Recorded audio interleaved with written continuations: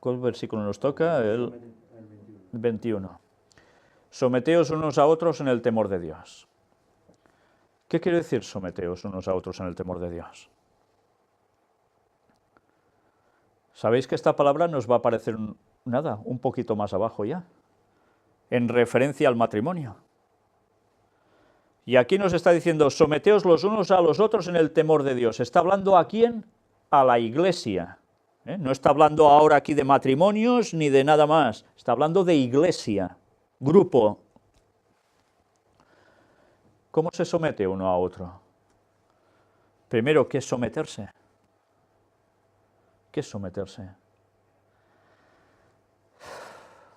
¿Sabéis que esta palabra está llevando a una separación tremenda en muchos cristianos de la auténtica verdad? Y a que una sociedad en general, cuando se ponga a acusar contra la palabra de Dios, utilice precisamente esta palabra. Sí, el feminismo y todas estas cosas. Someterse, uy, ¿qué dices? ¿Y cómo me voy a someter yo a otro? Ya no hablo de matrimonios. ¿Cómo me voy a someter yo a otro que está en la iglesia? ¿Por qué? ¿Que es superior a mí, acaso? Y hasta liada, ¿eh? Porque sale el orgullo. Someterse, ya veremos qué llega a significar. Esta es la parte que me he de guardar para el próximo tema, porque nos va a llevar a una auténtica maravilla impresionante que el Señor tenía guardada y que yo personalmente no me había enterado. No me había ni enterado. Y eso que al hablar de someterse lo hemos tratado incluso en alguna boda, que tuvimos recientemente, hace unos meses. Y escuela sabática y más, sí. Bueno, pues ya lo veremos. Pero una cosa está clara. En principio, someterse unos a otros en el temor de Dios, ¿qué quiere decir? Que si tienes temor de Dios, tú no querrás ser superior al otro. ¿Y el otro querrá ser superior a ti? No. Porque habrá amor y será todo para el bien de la iglesia y para el bien mutuo. Por tanto, ese someterse lleva también a un grado ¿de qué? De una cierta igualdad. Pero veremos que aún va más que esto. Porque recordad que el apóstol escribió a unos, hizo, ¿qué? Profetas, apóstoles, maestros, etcétera, etcétera. Nos hizo a todos en un mismo nivel en cuestión también de iglesia. No, unos tienen unas funciones y otros otros. Y a su vez que dice que hay que orar ¿por quién? Por los líderes de iglesias, por los dirigentes también, no solo por los políticos, sino también de dentro de la iglesia. Con lo cual hay un cierto sometimiento a una forma de funcionar. Y ahora esto veremos que también nos lo aplica ¿a qué? Al matrimonio. Y aquí ya la tenemos liada, porque en la sociedad actual hablar de esto, ya sabéis lo que pasa. Mirad qué nos dice ahora. Versículo 22. Las casadas estén sujetas a sus propios maridos como al Señor. ¿Sabéis la palabra sujetas? Ya veremos que es la misma, con la misma connotación que someteos. Es la misma, ¿eh? Ahora tú dile a cualquier mujer, sobre todo en nuestro país, yo no sé en los otros, depende de qué lugares, sé que hay un machismo exacerbado, pero tú dile ahora a cualquier mujer, las casadas estén sujetas a sus propios maridos. ¿Y qué te dice? Yo gano mi dinero, yo me lo guiso, yo me lo como, y como este señor que tengo a mi lado, que es mi marido, diga cosas que no me van bien o haga algo que no toca, ahí se queda. Y se corta la relación y se acabó. Sí, suele pasar eso, ¿eh? ¿Antes podía pasar eso? Pongámonos ahora en situación antigua. No podía pasar normalmente, porque quien solía trabajar, ¿quién era? El hombre. Las mujeres a veces también, y dependiendo de su función, pero los que entraban, lo que terminaba convirtiéndose en el capital básicamente del hogar, solía ser por parte del hombre. La mujer bastante faena tenía muchas veces porque solían tener un montón de hijos y se encargaba más del hogar. Ahora la cosa ha cambiado, ¿verdad? Y ahora a una mujer actual le puedes decir, sométete así, sujeta a tu marido.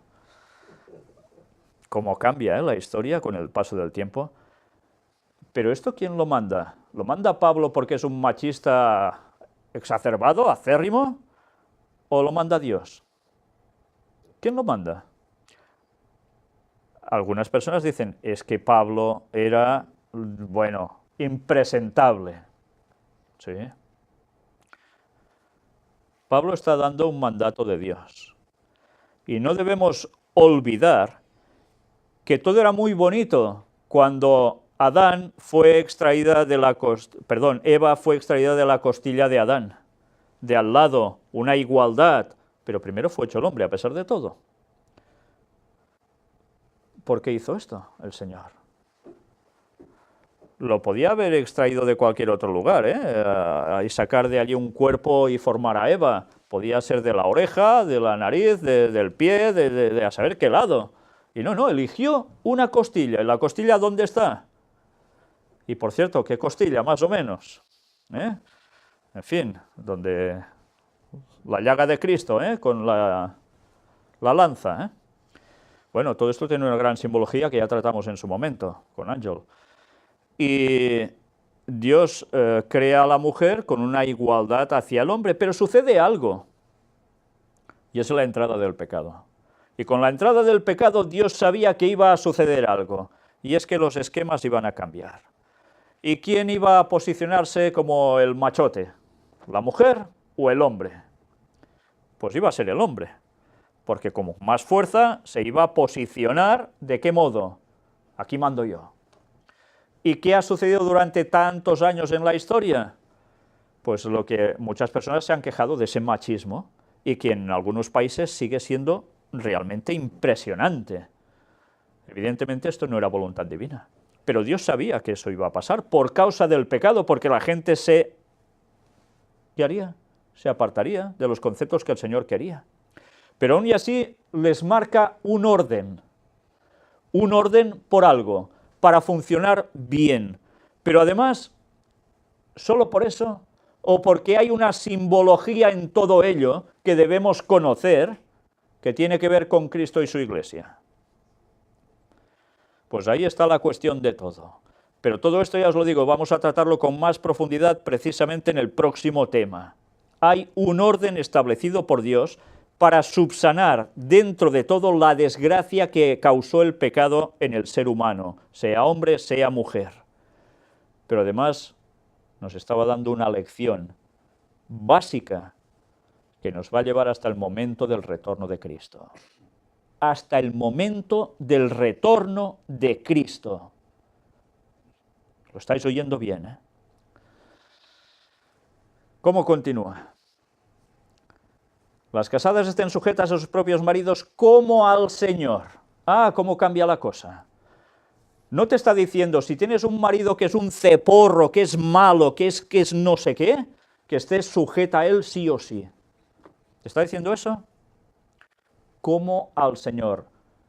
¿El Señor trataría mal a quien tenga a su lado? ¿Verdad que no? Si el Señor da la vida por quien tiene a su lado, y a quien está lejos incluso, ¿cómo debe ser entonces el marido? Como al Señor. Por tanto, quiere decir que el marido debe ser como quien también, como el Señor. ¿Cómo cambian las cosas? ¿Tú sigues a Jesús por amor o porque te obliga? Si tú tienes una buena relación y lo has ido conociendo más y más, te has enamorado más y más, ¿no vas a hacerlo todo por amor? Claro. Con el Señor se funciona así. Con el conocimiento de Él, con la oración, el estudio diario, te empapas de Él, quieres imitarlo, quieres ser como Él, y sin darte cuenta te vas transformando, porque esa es la labor que el Espíritu Santo hace en ti. Por tanto, el marido debe ser como el Señor. ¿Y os imagináis a Jesús haciendo cualquier tontería a lo que podría ser su esposa? ¿Verdad que no cuadra? Pues así debe ser el hombre. ¿Y creéis que si el hombre dirige las cosas bien, hace las cosas bien, la mujer lo va a despreciar? Bueno, a veces sí, ¿eh? A veces pasa eso. Porque el pecado es el pecado, y el pecado causa trastornos en las mentes de las personas que, si se apartan de Dios, son capaces de hacer cualquier auténtica salvajada. Sí, salvajada en todos los sentidos. Pero el marido, evidentemente, queda claro, aquí tiene que ser como el Señor. Y las mujeres, en este caso, deben estar sujetas al marido como al mismo Señor. ¿Cómo están sujetas a Cristo ellas? Lo mismo que los hombres, ¿no? Deben estar sujetas al Señor, porque es Dios. Pero aquí se hace un ejemplo. El marido como representación de quién, ya nos está llevando ese concepto, de Cristo. Entonces la mujer, ¿de quién será representación? ¿No será de la Iglesia? ¿Y Cristo con su Iglesia que le da de bofetadas? ¿La desprecia? ¿La maltrata? ¿Le dice, te quedas tú aquí que yo hago lo que me da la gana y me voy al bar? No, evidentemente no. Por tanto, ya estamos viendo que nos está llevando a un nivel matrimonial altísimo, que por desgracia eso en la historia de la humanidad actual es casi imperceptible en la sociedad. Eso ya no está pasando. Sí, no existe. Es muy difícil. Aquí no se está hablando de machismo, ¿eh? Aquí se está hablando de un orden, haciendo las cosas prácticamente todo por el Señor. Y en el versículo 23 nos dice, porque el marido es cabeza de la mujer, así como Cristo es cabeza de la Iglesia, la cual es su cuerpo y Él es su Salvador. ¿Os dais cuenta dónde nos está llevando ese matrimonio? Nos está llevando a una relación de paralelismo de Dios con el ser humano. Y en este caso pone esa metáfora como una realidad de lo que debe ser el hombre en el hogar, en su matrimonio, y de lo que debe ser la esposa. ¿Pero cómo? Cristo es cabeza de la Iglesia. ¿Es o no es la cabeza de la Iglesia Cristo? Porque si no es Él la cabeza de la Iglesia, ¿quién lo va a ser? Lo va a ser Satanás. Y esa Iglesia entonces mal va, ¿eh? Entonces, si Cristo es la cabeza, nosotros, ¿qué somos? Venimos a ser la mujer. Y la mujer con Cristo, ¿cómo estará? Si Cristo lo da todo por ella, que hasta entrega su vida en la cruz. ¿Qué debe hacer el hombre por su esposa? ¿Os dais cuenta del paralelismo que está vertiendo continuamente sobre el matrimonio? Y ahora, un pensamiento claro. Aquí está hablando de hombre-mujer. ¿Está hablando de hombre-hombre? ¿Está hablando de mujer-mujer? ¿Está hablando de transgénero a transgénero? Está hablando de hombre y mujer. Por tanto, lo que ahora se conoce como matrimonios, a lo que no es hombre y mujer, ¿es realmente voluntad divina? ¿No? Porque rompe todos los esquemas de lo que Dios nos está mostrando. Rompe todos los esquemas desde la creación. Y por tanto, ¿quién pasa a ser la cabeza entonces? No pasa a ser Cristo. Pasa a ser alguien que no es Cristo. Y si no es Cristo quien manda, ya sabéis quién manda, ¿eh?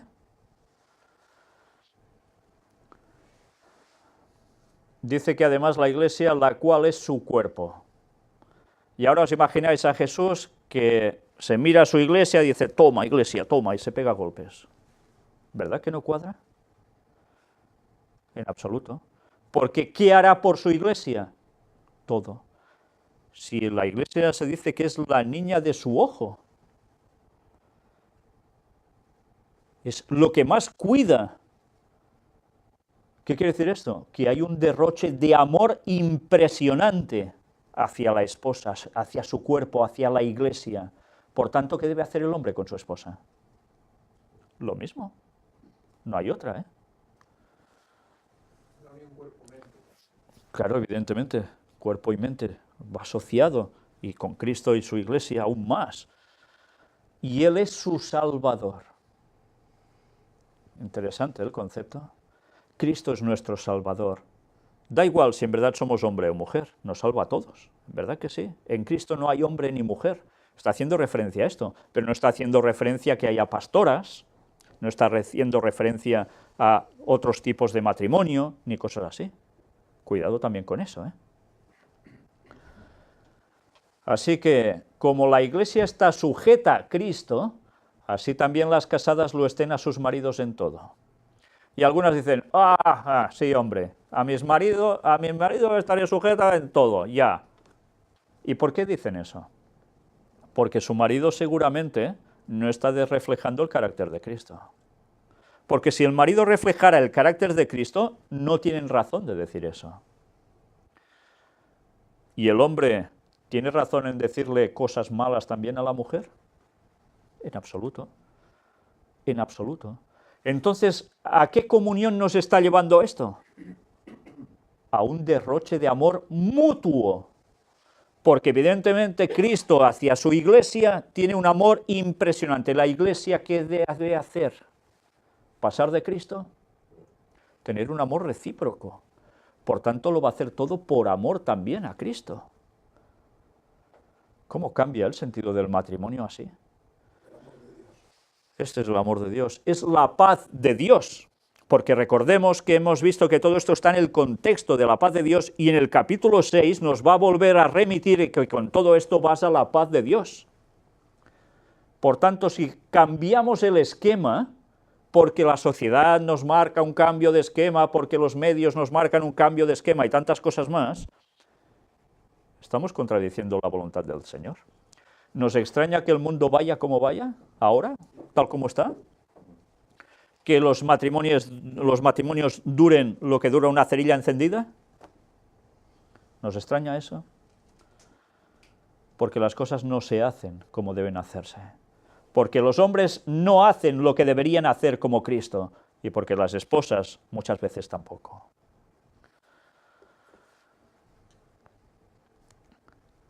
Por tanto, estar sujetos a Cristo en todo.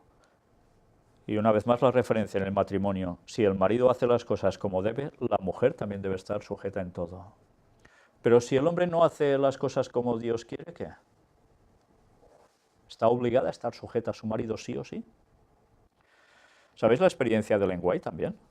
¿La recordáis? Ellen White estaba casada con James White. Fueron dos de los pioneros en el movimiento adventista, se añadieron ellos y después se generó la iglesia adventista junto a otros.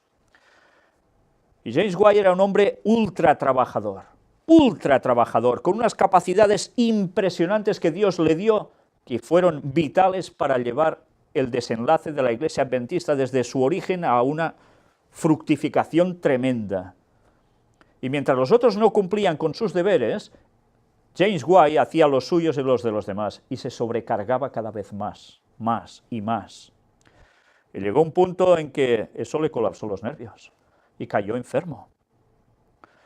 Y Ellen White trabajó con la reforma pro salud con él hasta recuperarlo. Pero llegó un punto en que él quería seguir R que R igual que antes, y ella le decía que tenía que cuidar su salud porque de lo contrario terminaría fatal. Y la obra no avanzaría, él llegaría a ser un obstáculo para la propia obra de Dios siguiendo adelante. Y se puso tan nervioso que evidentemente las cosas fueron a más.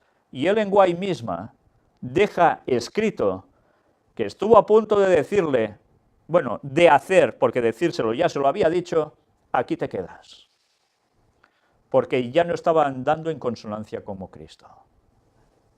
Y eran James White y Ellen White. Le tuvo que poner los puntos sobre las is. Y eso está reflejado en sus escritos. Esto es historia. ¿Y qué pasa? ¿Que Ellen White actuó mal? ¿Hizo de bruja en este caso o qué? No. Ella sabía por dónde debía ir, el camino. Y así no iba a funcionar ni la iglesia ni el matrimonio. ¿Y James White qué hizo? Reaccionó. Se dio cuenta. Y la mujer sirvió en este caso de estar plenamente conectada con Dios para decirle al hombre, te estás equivocando. Y el hombre también tuvo que posicionarse, recapacitando y cambiar. Esto es un matrimonio también. El hombre no lo hace todo siempre perfecto, ni la mujer tampoco. Somos humanos. Uno al otro deben apoyarse para que las cosas se hagan como Dios quiere y seguir avanzando en un orden, porque veremos que lo que tiene que ver todo esto de estar sujetos, someterse, tiene que ver con un orden. Y Dios en el cielo es un Dios de orden. Y si da orden en las cosas es porque sabe que es la forma de funcionar bien. Y hablaremos más de todo esto, si Dios quiere. Así que como la Iglesia está sujeta a Cristo, así también las casadas lo estén a sus maridos en todo. Una vez más recalco, cuidado, siempre y cuando los maridos estén como deben estar, haciendo las cosas bien. Maridos, amad a vuestras mujeres, así como Cristo amó la Iglesia y se entregó a sí mismo por ella. No dice, maridos, estáis casados con vuestras mujeres y las tenéis que aguantar. No dice esto, ¿eh? Dice, amad a vuestras mujeres. Y amar a las mujeres, ¿qué implica? Comparativa, así como Cristo amó la Iglesia. Ostras, pues Cristo amó mucho a su Iglesia y la sigue amando. Por tanto, ¿qué debe hacer el hombre? ¿Solo amar a su esposa? Mira, cuando nos conocimos y nos casamos, ¡guau, qué amor más bonito! Pero después, ya no. No, debe ser constante. Hasta el punto que dice, y se entregó a sí mismo por ella. Y ahora yo me pregunto, ¿cuántos matrimonios en la actualidad sería capaz el hombre de entregar su vida por su esposa? Van a matar a ella y dice, no, matadme a mí y a ella dejadla libre. ¿Cuántos de estos en plan heroico existirían hoy? Sobre todo después de haber discutido, imaginaos eso. Es para pensar, ¿eh? Porque aquí está hablando de un amor que sobrepasa el entendimiento humano prácticamente, es el de dar su vida. ¿Qué dice en otros textos bíblicos? No hay mayor amor que el que da su vida, ¿por quién? Por sus amigos. Pues imaginaos, por su esposa. Qué bonito, ¿eh? Llegar hasta ese punto de no importarle lo suyo, sino buscar lo mejor para quien tiene a su lado. Para la persona que Dios ha puesto a su lado. Pero cuidado, a lo mejor esa persona no la ha puesto Dios. Esa persona te la has buscado tú. O se han buscado mutuamente, pero no ha sido Dios quien los ha unido. ¿Sabéis que hay casos de esos? Y muchos. Muchísimos. Prácticamente en la sociedad de hoy en día eso es lo habitual. Es que el amor auténtico y para siempre no dura. No dura. Entonces hay que buscarse otra pareja porque, claro, el amor se acaba, dicen. Pues si se acaba el amor de Cristo por su Iglesia, lo tenemos todos claro, ¿eh? Vaya que se lo tenemos claro. El amor debe ser para siempre. Debe ser intenso hasta el punto de llegar a esto. Ver un matrimonio así es para hacer chapó, ¿eh? Para sacarse el sombrero. ¿No veis parejas de ancianos que aún andan sujetos por el brazo en la calle y que se quieren y lo notas y dices, ¡qué maravilla! Llevarán así, yo qué sé, 50 años, 60 y aún que apenas pueden ni andar y van sujetitos uno al otro con unas miradas y unas palabras de cariño. Es increíble. Eso realmente lo he visto pocas veces, ¿eh? Porque lo peor es que, claro, normalmente los matrimonios no duran tantos años. Bueno, puede ser porque uno de los dos se muera antes o los dos, pero es que normalmente en la actualidad no se llega a tantos años porque el mundo no está siguiendo las cosas como Dios quiere. Y entonces, ¿qué pasa si esa pareja que tú tienes no te la ha puesto Dios y te la has buscado tú, o viceversa? Hay que romper peras, como se dice aquí, hay que uno por aquí y otro por allá y ya está. ¿Sabéis que Ellen White también escribe sobre eso? Y dice que si tú buscas ser como Cristo y el cónyuge busca ser como Cristo, aunque ese casamiento no hubiese correspondido en verdad, Se puede trabajar pidiéndole a Dios cambio personal en todo para agradar al otro y el otro a ti. Y trabajar juntos para hacer de ese matrimonio algo que sea también un reflejo de lo que Dios quiso en un principio. Y eso se puede conseguir. No es excusa, es que mi cónyuge es no sé qué y yo no quiero eso. Ah, ¿y no lo sabías cuando te casaste? Ah, no, es que le salió después. Ya, a veces eso pasa, pero a veces no. Por tanto, hay solución. Hay solución si queremos ser como Cristo. Si no, no hay solución muchas veces. Y dice que se entregó a sí mismo por ella para santificarla. ¿Y qué es santificarla? Hacerla santa, limpia, pura, inmaculada. Una esposa perfecta. Se entrega por ella así, con amor, para ponerla ¿a qué altura? ¿Qué es ser santificado? Apartado para un uso santo. Por tanto, se la pone a la altura suya, para estar íntimamente unidos. Qué bonito. Trabajar para que la otra pareja esté en el camino de la santificación también con Dios y juntos puedan servir más al Señor y hacer de ese hogar algo que cuando vas a esa casa digas, ¿qué ambiente se respira aquí tan especial, tan bonito? Y que estás a gusto allí. Y que no te quisieras ir porque estás a gusto. ¿Y por qué se produce eso? Porque hay amor auténtico. ¿Pero por qué? ¿Qué se nota cuando hay eso? Pues resulta que los ángeles del Señor son los que están allí y no los demonios. Y ese ambiente que se genera es celestial, auténticamente y literalmente celestial, aunque nuestros ojos no lo puedan percibir. Pero dice para santificarla, habiéndola purificado en el lavamiento del agua por la palabra. ¿A qué hace referencia aquí? Habiéndola purificado en el lavamiento del agua por la palabra. Por la palabra de Dios es como tú conoces a Cristo, ¿verdad? Es cuando te juntas con Él y con oración, que también te lo dice la palabra de Dios. Y en consecuencia, ¿qué haces una vez sabes esto? ¿Dónde vas? Donde hay agua y te bautizas. O te bautizan, ¿no? Por inmersión. Haces el pacto. ¿Y qué sucede? Te has santificado. Te has santificado, ha borrado todo lo malo de tu vida y dice, vida nueva a partir de ahora. Hey, da igual tu pasado, ya no importa, ya te juntas con Cristo en un plano perfecto. Eso es lo que hace con nuestras vidas. Cuando nos bautizamos, cuando hacemos ese pacto con el Señor. ¿No es bonito esto? Es que es fantástico. No hay palabras para describir ese amor de Cristo por su Iglesia. Y por su Iglesia quiere decir por cada uno de nosotros. No solo en un concepto general. La Iglesia está formada no por paredes. Está formada por personas. A fin de presentársela a sí mismo. Primero, ¿qué hace? La purifica, la lava, a fin de presentársela a sí mismo. La limpia bien y ahora puedes venir. ¿Qué hacían las reinas en la antigüedad cuando se presentaban ante el rey? ¿Podían aparecer en andrajos por allí, en trapos sucios? Era otra época, por supuesto. Pero la reina, fijaos, ¿qué le pasó a Esther? ¿Lo recordáis? Esther tenía que entrar en la presencia del rey. Y antes de entrar en la presencia del rey, eso que estuvieron ayunando y orando, etc., ¿qué hizo? Se arregló bien. Se arregló bien. Porque sabía que dar una buena imagen, ¿qué le iba a representar caras al rey que hacía unos días que ya ni la veía?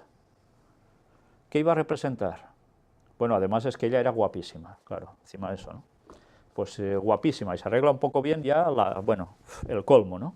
Y el rey, ¿qué podía haber hecho con el cetro? Decirle, tú que entras aquí ahora cuando estamos hablando de nuestro gobierno y nuestras historias, venga, cabeza abajo, fuera, otra reina.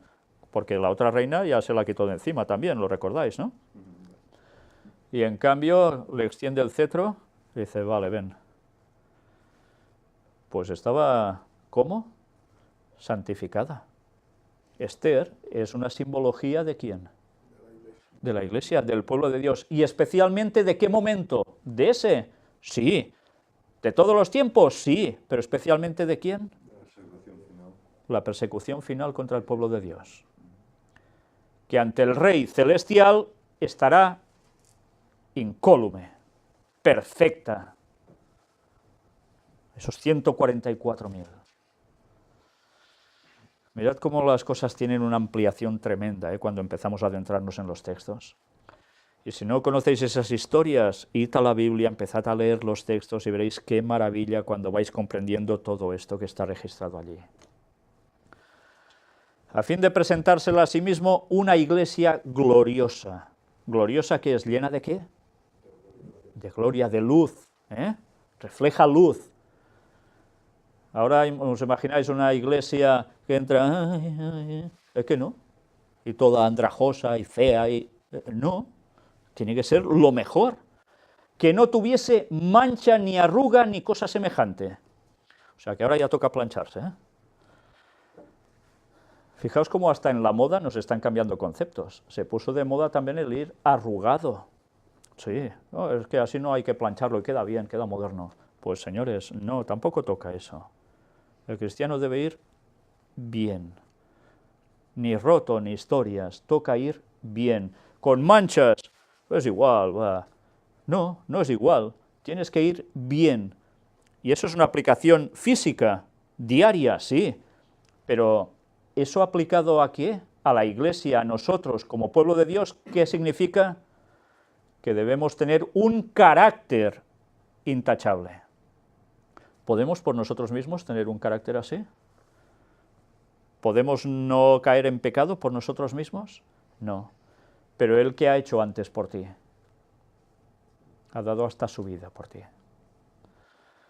Sino que fuese santa y sin mancha. Pues eso es lo que quiere, que seamos así, santos, sin mancha.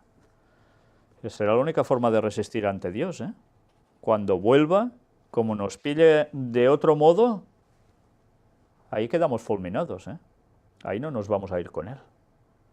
Y si nos morimos ahora, o de aquí un rato, o mañana, o de aquí unos cuantos días, y Cristo aún no ha vuelto, porque ya sabemos cuándo regresa, ¿qué?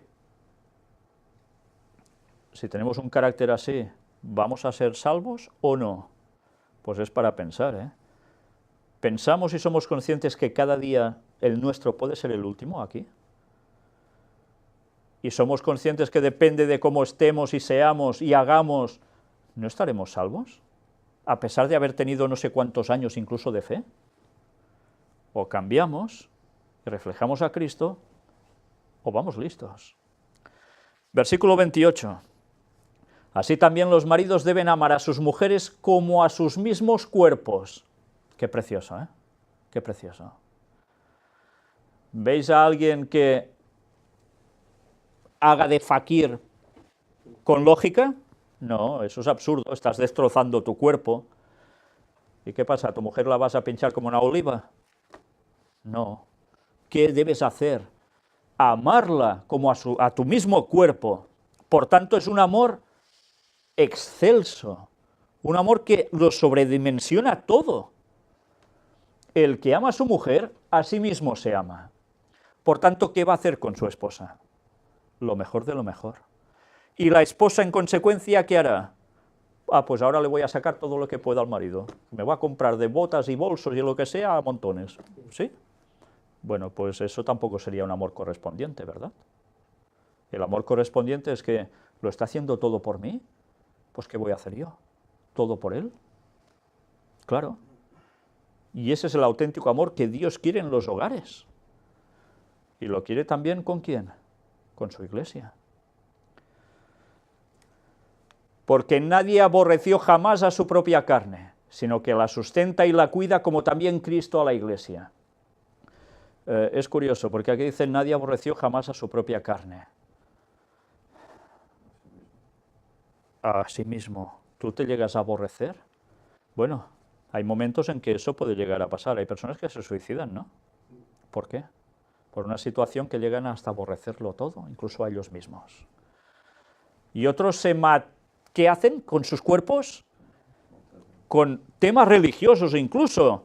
se flagelan, se dan de golpes, se rajan, se zajan.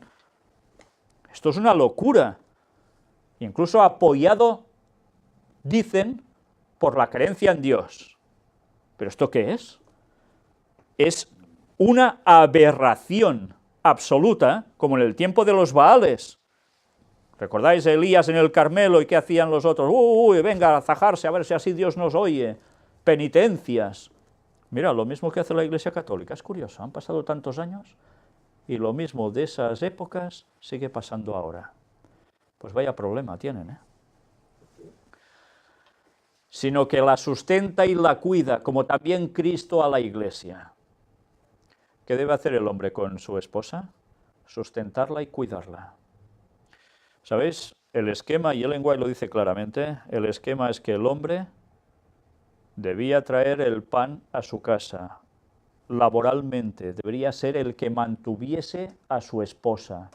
La sociedad ha ido cambiando y se ha ido buscando todo para que la mujer se incorporara al mercado laboral y que, como ni uno ni otro ganan suficiente para mantener las cosas, o uno solo no gana suficiente, tienen que trabajar los dos para tener un cierto estatus o sobrevivir. ¿Y qué se consigue con eso? Pues Satanás, que no era tonto, destrozar familias. Porque el hogar deja de ser el hogar que debiera ser.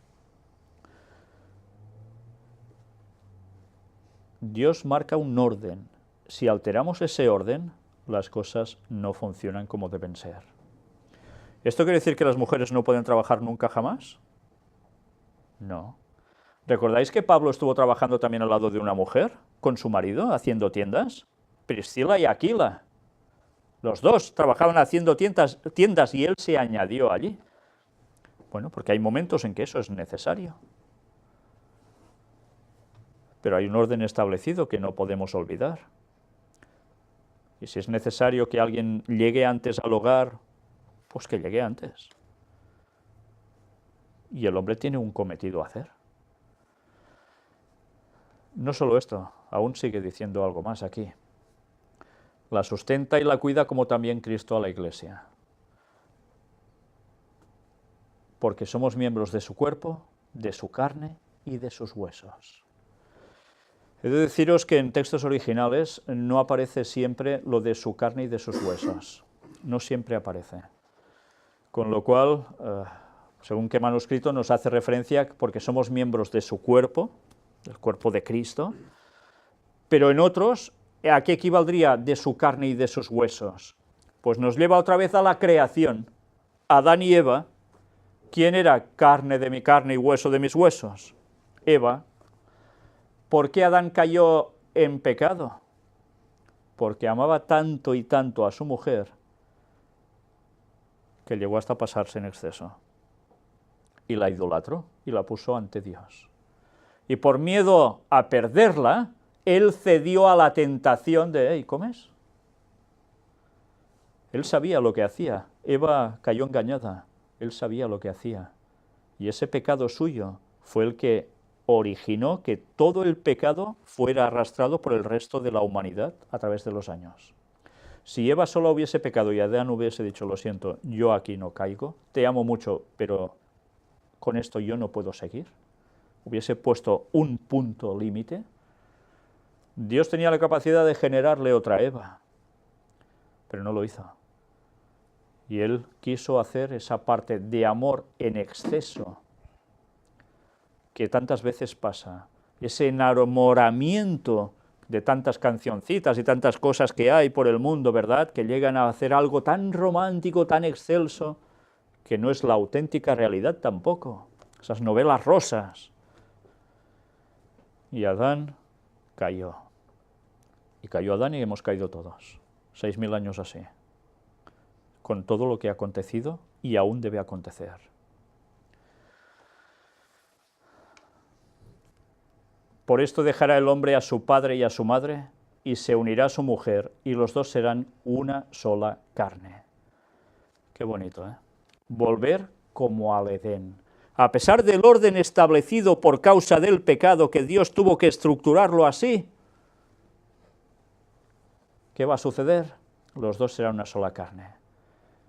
Haciendo esto, se puede volver a lo mismo del Edén, a esa igualdad entre uno y otro, aunque uno sea la cabeza.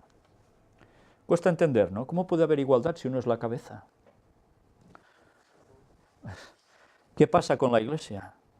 ¿No dice que todos somos iguales unos a otros? Y aunque cada uno tiene su función. Pues esa es la misma comparativa. Los dos serán una sola carne. Y ya dejará el hombre a su padre y a su madre y se unirá a su mujer. O sea, ¿a quién tienes que deberte por encima de todo? A la esposa. Y sabéis que también esto es un problema, porque hay muchos hogares donde, y es una tendencia bastante innata, el hombre normalmente pasa más de los padres, ¿eh? Suele ser así, ¿eh? Hay que quieren mucho a los padres y tal, pero bueno, el hombre hace su vida y, bueno, si llamo a casa llamo y si no ya llamaré mañana, ¿eh? A veces va un poco así el tema, que tampoco sería lo más adecuado, pero pasa. Pero las mujeres, ¿qué suele pasarles más? Sobre todo si tienen madre. Que no pueden estar aún sin la madre.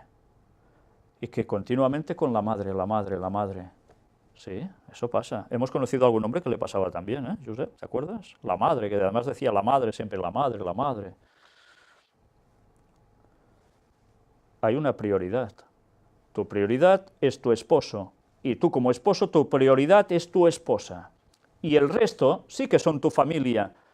Pero cuidado, ahora tu familia central es la persona que tienes a tu lado. El resto, claro que son tu familia. Y debes cuidarlos igualmente, honra a tu padre y a tu madre. Y veremos que el capítulo 6 es la derivación de todo esto. Pero debe haber un esquema claro. ¿Y sabéis que hay matrimonios que han peligrado precisamente por estas situaciones? De tanto la madre, la madre, la madre, o el padre. Y al final dice, bueno, más allí que aquí, esto no puede ser, y ñaca, separación, se acabó. Sí, eso ha pasado, ¿eh? Bueno, pues es algo a tener en cuenta. Hay un orden de prioridades, un orden establecido por Dios para que las cosas funcionen perfectamente bien. ¿Y qué pasa normalmente cuando el hombre o la madre, el hombre o la mujer no dejan a su padre y a su madre y siempre están allí consultando y tal, que terminan metiéndose en la vida del matrimonio a tal punto que son capaces de, ¿qué generar? Pues se ponen tanto que son capaces de generar que haya una situación de confrontación. Y eso es súper negativo en un matrimonio. Sí, y así se termina muy mal. Cuando Dios da consejos, y aquí a través del apóstol Pablo, no está diciendo tonterías, está diciendo unas verdades que cuestan a veces aceptar, pero que son una auténtica realidad.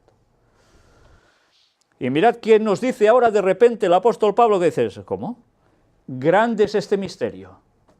Mas yo digo esto respecto de Cristo y de la Iglesia. Todo esto es un misterio, ¿verdad? Pero si nos lo está contando, ya no es misterio, ¿no? ¿A qué está haciendo referencia el apóstol Pablo aquí? Mas yo digo esto respecto de Cristo y de la Iglesia. Claro, si nos lo está diciendo, hay un amor tan grande entre el hombre y la esposa y el marido, que es igual que la Iglesia y Cristo, Cristo y la Iglesia por encima de todo. ¿Dónde está el misterio? Claro, era un misterio porque la gente no captaba que el matrimonio está simbolizando esa unión. Por tanto, es una cosa muy santa. Pero hay más misterio que ese. ¿Cuál es el momento de la unión entre Cristo y su Iglesia? En su segunda venida, ¿verdad? Por tanto, ¿a dónde nos está llevando con este concepto? Pues vamos a ver a dónde nos va a llevar el próximo día, que realmente no tiene desperdicio. Cuando Pablo habla aquí de misterio, desde luego había un misterio que Dios desvela, cuando cree oportuno y cuando nos ponemos en sus manos para intentar conocer, en oración. Y desde luego que es un misterio realmente maravilloso. Y ya lo veremos en su momento. Pero hasta aquí, solo leyendo hasta aquí, desde luego este misterio de lo que nos estaba mostrando ya es algo excelso. ¿Y cómo termina? Por lo demás, cada uno de vosotros ame también a su mujer como a sí mismo, y la mujer respete a su marido. Por cierto, ¿veis la palabra cuida en el versículo 29? Porque nadie aborreció jamás a su propia carne, sino que la sustenta y la cuida, como también Cristo a la Iglesia. ¿Sabéis qué palabra es? Cuida. Claro, es una palabra muy bonita, ¿eh? Que cuidas, que no le pase nada, que todo vaya bien. Pues cuida es calentar, acariciar, confortar. Calentar. ¿Qué connotaciones tiene esa palabra calentar? Bueno, algunos dicen calentar es cuando te dan, y ya te calientan bien, sí. Calentar, ¿en qué sentido? Hace frío, te acercas, te calientas mutuamente, pero también tiene una connotación sexual. ¿Cómo se dice a una hora cuando hay ciertos momentos? Uy, esta persona va, ¿cómo? Como se dice a los perros también, va caliente, ¿no? Se dice. Bueno, pues no estoy diciendo una aberración, es una acepción de la palabra que está en un contexto matrimonial. Cuidado, no de fornicarios, historias, sino matrimonial. Calentarse, cuidar también esos momentos íntimos, sexuales en el matrimonio. También hasta en eso. Pero además nos dice acariciar. No solo es cuidar, porque cuidar puede ser, mira, le falta comida al perro, ¿qué haces? Le pones un poco de comidita, un poco de agua, y ya lo estás cuidando. Va mucho más allá que esto. Estamos hablando de una relación personal, no solo de animales, Acariciar. Sí, claro, puedes acariciar también al perrito, sí. Pero acariciar en un matrimonio, qué bonito, qué bonito. Que no ves que se están pegando y con desagradables palabras, no, acariciándose, demostrándose amor. Las caricias, ¿qué demuestran? ¿Qué denotan? Cariño, amor. ¿Y no es bonito esto? Y dice confortar. Confortar. ¿Qué es confort? Estar confortable. Y si estás confortable es que estás a gusto, ¿verdad? Por tanto, si estás con esa pareja a gusto, estás haciendo lo mismo que Cristo con su Iglesia y la Iglesia con Cristo. ¡Qué maravilla! ¡Qué precioso! ¿No da gusto estar casado así? ¿Y no da gusto estar casado así con Cristo? ¡Qué maravilla! Y hay esa connotación sexual que antes hablaba. ¿Cuándo hay esta relación íntima con Cristo al final? Recordemos que hay la unión, que el esposo viene, ¿verdad? Aquí viene el esposo, salid a recibirle. ¿Y qué hay? Las bodas. Ese es el momento. ¿Y eso cuándo sucede? En la segunda venida de Jesús. Claro que ya lo hubo también en la época de 1840, cuando se dijo, aquí el esposo, salid a recibirle. Y primer mensaje del primer ángel, el segundo ángel. Pero ahora, en el mensaje del tercer ángel y el cuarto que se añade, que lo potencia, es lo mismo. He aquí el esposo, salid a recibirle. Es el momento de esa unión íntima. ¿Y nosotros qué queremos ser? ¿No queremos ser la novia, la que va a ser esposa plena de Cristo? Por lo demás, cada uno de vosotros ame también a su mujer como a sí mismo. Y si amas tanto a tu mujer como a ti mismo, ¿qué no vas a hacer por ella? Pues hala, todos a comprar bolsos. Debemos hacerlo todo. Todo lo que de verdad deba ser correcto. Eso es lo que debemos hacer. Pero cuidado, y la mujer respete a su marido. Así termina el capítulo 5. La mujer respete a su marido. ¿Habéis visto escenas también de mujeres pegando a sus maridos? Las hay, Sí. O gritando a sus maridos desmedidamente. Que ya gritar ya es una cosa grave, ¿no? Pues desmedidamente aún más. O lanzándole cosas a la cabeza o donde haga falta, Sí. la mujer respete a su marido. Pero es que el marido se ha ganado el respeto. Si es como Cristo, se lo habrá ganado, ¿verdad? Por tanto, nada de ser avaros, nada de buscar cosas fuera de matrimonio, nada de estas cosas tocan al cristiano. Todo debe hacerse uno por el otro con pleno amor, como el símbolo de Cristo a la Iglesia. Si aprendemos esa lección, será una maravilla, porque como Iglesia todo funcionará bien. Porque además entre nosotros, ¿qué habrá? El amor. Porque si amas a Cristo, de verdad, de corazón, ¿no amarás al prójimo? Claro que sí. La Iglesia de Dios funcionará si seguimos el orden establecido por el Señor. La sociedad funcionaría si siguiésemos el orden establecido por el Señor y no el nuestro, o el que nos han ido imponiendo sin darnos cuenta. Que Dios nos ayude a ser conscientes de todo esto, porque nuestras vidas, nuestros matrimonios, los que estamos casados, son un reflejo de lo que pronto va a acontecer, que es la segunda venida de Jesús y la unión de Cristo con su pueblo. Ya os decía que habrá una segunda parte muy interesante que tiene que ver con esto, someterse y sujetarse. Iremos a fuentes, iremos a textos, veremos qué textos hay en cadena, en sucesión, impresionantes que se desprenden de aquí, que nos van a dejar asombrados y glorificando a Dios, y vaya que se lo deberemos hacer. Que Dios os bendiga y que nos ayude a todos a poner en práctica estas situaciones, tanto si estamos casados como si no, porque en el fondo todo es la simbología de nosotros con Cristo. Que Dios os bendiga. Vamos a concluir con la oración. Padre nuestro, una vez más solo podemos darte gracias.